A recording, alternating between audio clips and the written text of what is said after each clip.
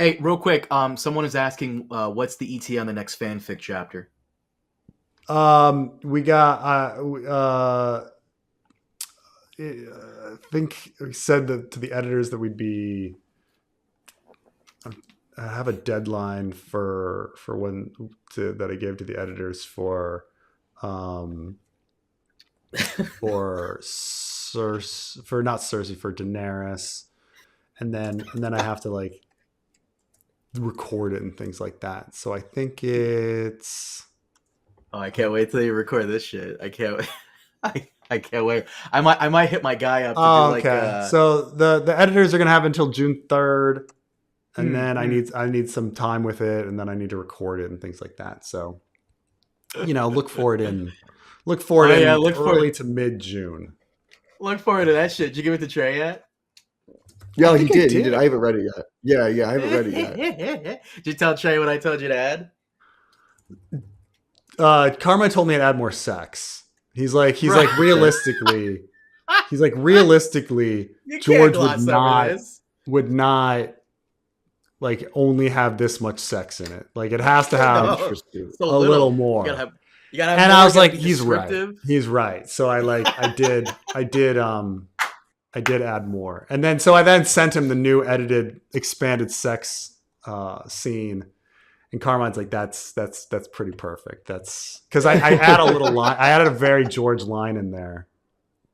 Carmine, can you send Trey the I got George you. line I came up with? Yeah. Oh, did you message me on Facebook? Yeah, I did. Okay, I got you. I'll find it real quick.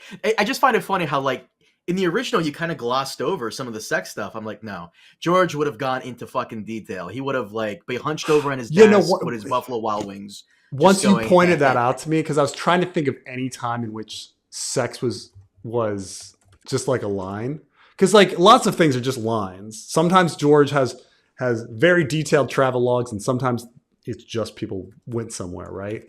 But I'm trying to think of like a time where it was just like, oh yeah, and then they had sex.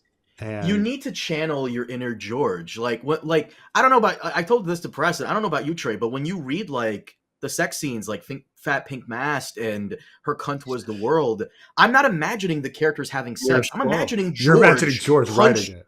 I'm Yeah. imagining Dude, George over going, and then her cut was the world. Like with the creep laugh and like his fingers stained by barbecue sauce. Like I'm imagining this. Like Cheetos. I'm not I imagining think like of the I characters think of doing it. I think of babes.jpg when we were on George R. R. Martin's website. Oh right. Yeah. Jesus Christ. Oh, this is gonna get clipped out of context. Oh fuck, we're fucked. Oh man. Um.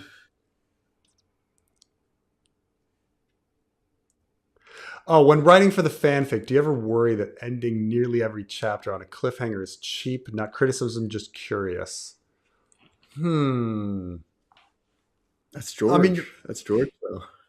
yeah. I mean, a lot of it. That's the thing is, I'm trying to be like George, um, and think about how he ends his chapters. And I'm not saying all of them end that way, but a lot do.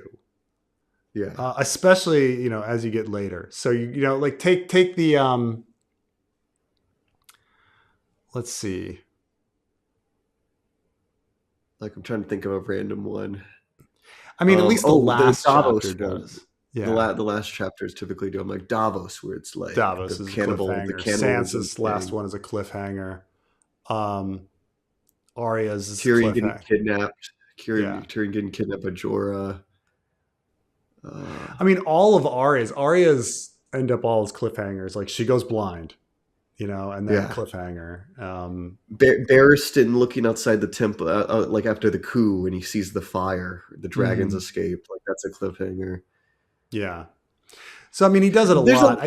he does it a lot. Like I'm trying to think of like ones that aren't, because like there's like the John ones where like what's her name, Alice Karstark shows up or whatever. Torrin shows up. Like it's kind of ends on a Yeah. cliffhanger. I'm even thinking about like Tyrion ones. I mean, because the more chapters he has, the more likely he wrote them in clumps and then cut them. But even Tyrion, like, you know, when the Widow of the Waterfront, that's kind of a cliffhanger, because she's like, yeah, I'll send you off, and you know, and you're like, well, what's going to happen next? And then, or he gets kidnapped by Jorah, or you know, he's picked up by slavers, or you know, each one is, most of them are cliffhangers, not all of them, but most are. So I think it's more that it's trying to be like George than anything else. Like, it's the same with like most of my chapters begin like in the middle of the action and then flash back to how they got there, which is also how George does everything. He like picks up in the middle of stuff. He doesn't do it always, but he does it a lot. I would say most of the time he does it. And so, I mean, I do fear that, you know, rather than doing it most of the time, I'm doing it all of the time, you know, or something like that. That's like a fear of mine. Like, I don't think like George does it a lot is the thing. Like, it is George's style, like both of those things, to start in the action and then go back and then to end on a cliffhanger. Like, that's just how he writes his chapters. Yeah. And it's in some ways it's like an effective way to write it, because it's an efficient way to like hook the reader and then do exposition kind of, and then also to hook you for the next chapter to keep reading. So keep going, keep your heart pounding. So, I mean, it's not I mean, is it cheap? Well, sure. It's George learned it in Hollywood. I mean, he learned it in Hollywood. We like, you often think of like the first season of Game of Thrones where they all end on a cliffhanger too. They all end. Yeah, you're right. Except for every that episode, one. except for the one. Except for that one where Ned just looks at Arya fighting with swords, and he doesn't. Which is really, now looking back, is a really stupid scene. Like, why would Ned be like looking at her brooding, being like, "Oh no, oh no, it's happening again."